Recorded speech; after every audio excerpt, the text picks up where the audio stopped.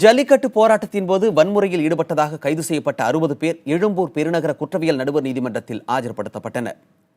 MKB நகர் பகுதிகளில் 31 பேரும், மெரினா பகுதியில் வன்முறையில் ஈடுபட்டதாக 29 பேரும் கைது செய்யப்பட்டனர்.